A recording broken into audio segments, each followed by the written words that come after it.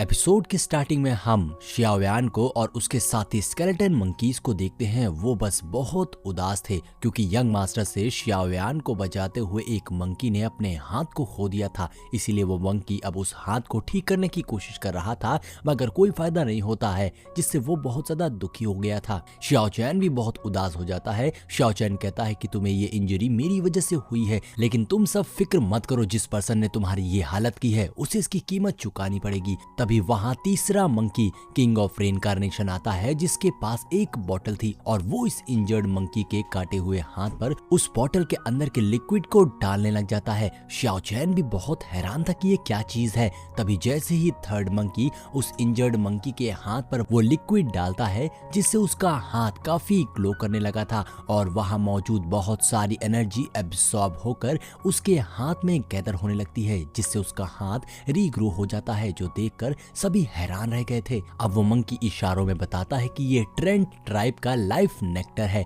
यानी एक अमृत। वो इंजर्ड मंकी बहुत ज्यादा खुश हो गया था कि उसका हाथ ठीक हो गया, मगर तभी दूसरा मंकी थर्ड मंकी से लाइफ नेक्टर की बोतल को छीने लगता है और इसी छीना झपटी में वो बोतल हाथ से छूटकर जमीन पर गिर जाती है, जिससे उस बोतल से लाइफ नेक्टर जमीन पर गिर जाता है और उस लाइफ नेक्टर से जमीन पर तेजी से प्लांट्स ग्रो करने लगे थे। चारों तरफ काफी एनर्जी स्प्रेड हो गई थी। शियाओचैन ये देखकर हैरान था, ये औरा तो असल में बॉडी को नरिश कर सकता है। क्या यही है नेक्टर ऑफ लाइफ? यहाँ हम देखते हैं चारों तरफ फ्लावर्स उग गए थे। शियाओचैन थर्ड मंकी से पूछता है कि तुम्हें ये नेक्टर ऑफ लाइफ कहाँ से मिला, जिस पर थर्ड मंकी इशारों में बताता है कि ये बहुत वक्त पहले उसने चुराया था। जो सुनकर शियाओचैन कहता है, यानी तुम लोग इस जगह पर बहुत समय से रह रहे हो, इसीलिए तुम्हें इस जगह के बारे में बहुत अच्छे से जानकारी है। तो शियाओचैन सोचता है शायद इन मंकीज को मिस लेनुओ के बारे में भी कुछ पता होगा, इसीलिए वो शियाओचैन उस मंकी से पूछता है कि क्या तुमने हाल ही में इस ड्रैगन आइलैंड पर किसी लंबे बाल वाली लड़की को देखा है? जिस पर वो मंकीज एक तरफ इशारा करते हुए और फिर एक मंकी लड़कियों की तरह चलने की एक्टिंग करके शियाओचैन को बताने लगता है। उस मंकी की हरकतें बहुत ही ज्यादा अजीब थी। वो उड़ने की एक्टिंग भी कर रहा था, जो देखकर शियाओचैन समझ जाता है कि अगर ये लड़की उड़ सकती है तो ये जरूर मिस लेनुओ होगी। दूसरी ओर हम मिस जाओलिनर को देखते हैं, जो यंग मास्टर के रेसिडेंट से जा रही थी, क्योंकि जाओलिनर को अब वो पॉइजन वाली बात पता चल गई थी। यंग मास्टर उसे बहुत रोकने की कोशिश करता है कि मेरा इन सब से कुछ लेना देना नहीं है, मुझे उस पॉइजन के बारे में कुछ भी पता नहीं था, मैंने ये सब नहीं किया। मगर जाओलिनर कहती है तुम्हारी मदद के लिए शुक्रिया, लेकिन अब हमारा पाथ अलग है, अपना ख्याल रखना। ये बोलकर जाओलिनर अपने हेवनली यूनिकॉर्न पर बैठकर वहां से चली जाती है।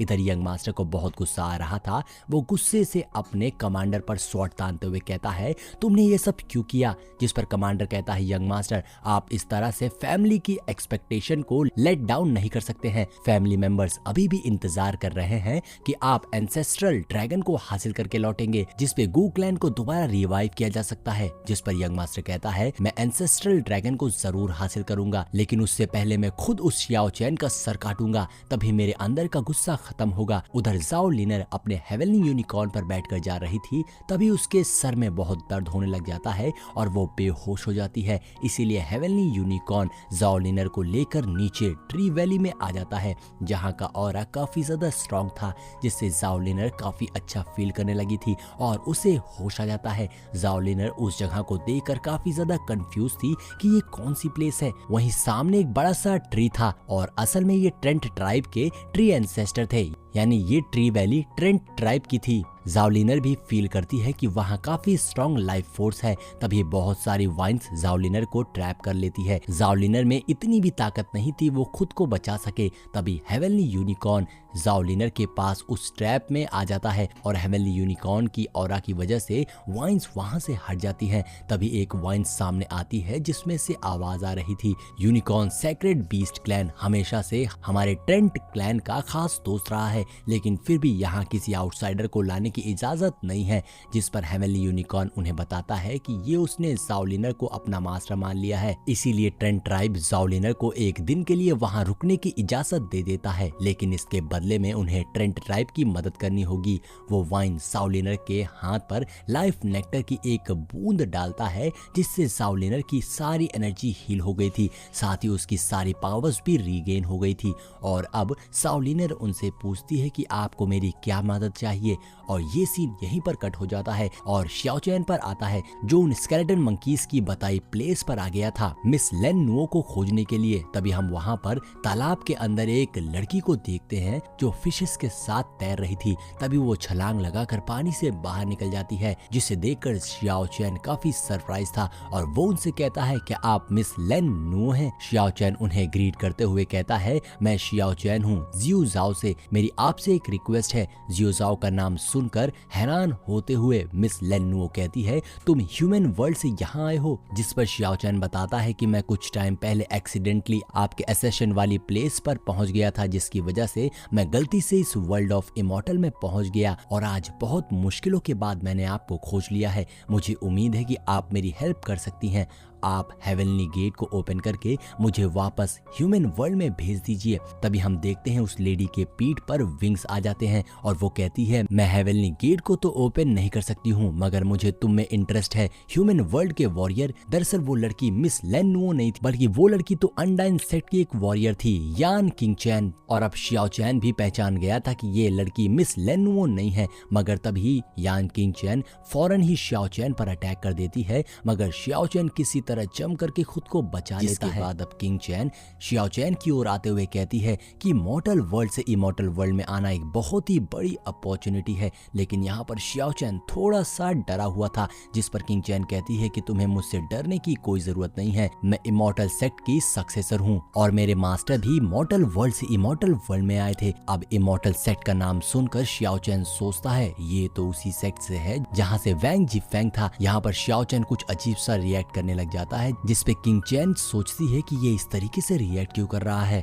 ये दोनों ऐसे ही बातें कर रहे थे कि तभी हम देखते हैं आसमान में एक हलचल होने लग जाती है। आसमान में एक अजीब सा फॉर्मेशन बन गया था, जिसे देखकर किंगचैन उसी फॉर्मेशन की ओर जाने लग जाती है और साथ ही वो शियाओचैन से कहती है कि ये डेंजरस जगह है, अपना ख्याल रखना। ऐसा कहते हुए किंगचैन वहां से चली गई थी और अब शियाओचैन भी उस जगह पर जाने का डिसाइड करता है। जब शियाओचैन उस जगह पर पहुंचता है तो वो देखता है कि आसमान से बहुत बड़े बड़े आग के गोले नीचे पानी में गिर रहे थे और उसी बीच हमें एक पर्सन दिखाई देता है जो पानी में थर्मल लाइट बॉडी टेक्निक का यूज करते हुए तेजी से आ रहा था। वो पर्सन एक लकड़ी के सपोर्ट से तेजी से पानी के ऊपर बह रहा था और उन सभी आग के गोलों से भी बच रहा था, लेकिन तभी उसके सामने एक बहुत बड़ी लहर आ जाती है, जिससे वो पर्सन बचने की कोशिश करता है। और यहाँ पर शियाओचैन उस पर्सन की इस टेक्निक को देखकर सोचता है कि ये तो सुप्रीम बॉडी टेक्निक है, जिसे क्यूशू ने बहुत पहले ही लॉस कर दिया था, जिसे क्यूशू ने बहुत पहले ही खो दिया था।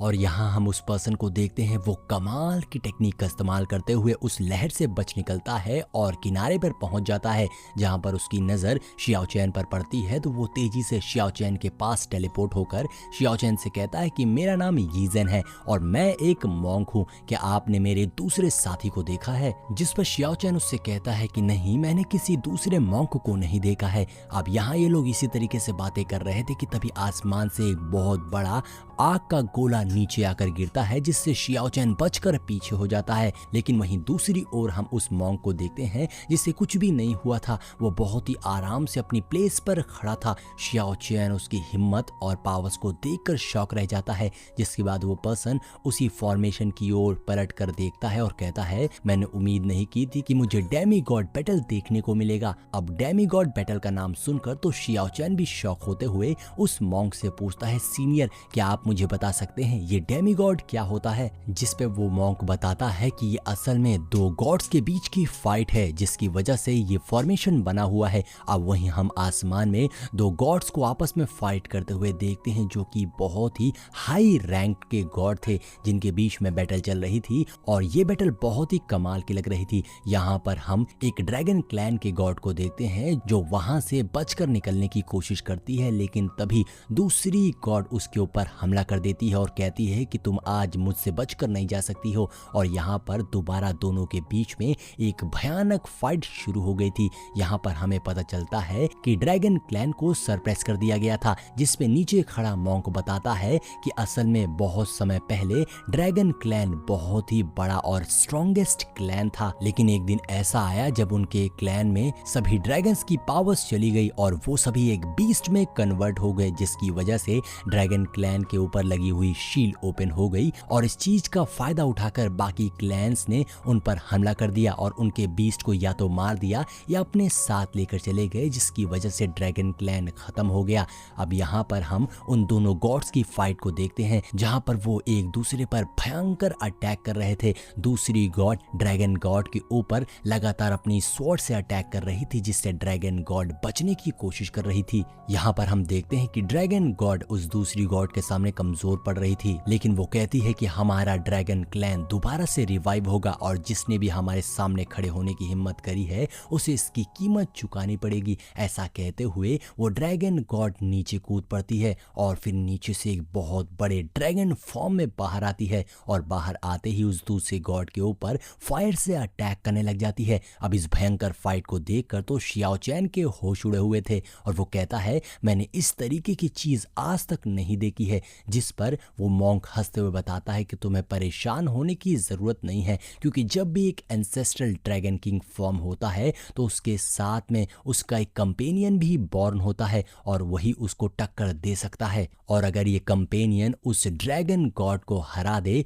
तो वो उसकी जगह ले सकता है। अब यहाँ पर हम उसी फाइट को देखते हैं जहाँ दोनों के बीच में भयंकर फाइट हो रही थी और मौका देखकर फॉलन एंजल एक भयानक से फॉर्मेशन को फॉर्म करके ड्रैगन गॉड के ऊपर अटैक कर देती है, जिससे इस बार ड्रैगन गॉड बच नहीं पाती है और वो इंजर्ड हो जाती है। इसी मौके का फायदा उठाकर फॉलन एंजल एक बार फिर अपनी स्वॉर्ड को फॉर्म करते हुए अपनी स्वॉर्ड से ड्रैगन गॉड के ऊपर अटैक कर देती है और ये अटैक भी ड्रैगन गॉड को लग जाता है, जिससे ड्रैगन गॉड इंजर्ड हो गई थी और अब ड्रैगन गॉड कई टुकड़े हो गए थे और वो नीचे जा गिरती है, जिसके बाद हम देखते हैं कि ड्रैगन गॉड का ब्लड जमीन पर गिरता है, जिससे वहां पर एक फॉर्मेशन बनने लग जाता है। असल में वहां पर एक शील्ड एक्टिवेट होने लगी थी, जिसे देखकर फॉलन एंजल तुरंत वहां से निकलने की कोशिश करती है। फॉलन एंजल वहां से भागने की कोशिश करती है, लेकिन वो भाग नहीं पाती और एक अटैक उसको लग जाता है, जिससे वो वहीं पर मारी जाती है। ये सब देखकर नीचे खड़े सीनियर मॉन्क कहते हैं शियाओ चैन अब मुझे भी यहाँ से जाना होगा, क्योंकि ड्रैगन गॉड शील्ड ओपन हो गई है और इसीलिए मुझे जल्द से जल्द अपने ब्रदर को ढूंढना होगा। ये कहते हुए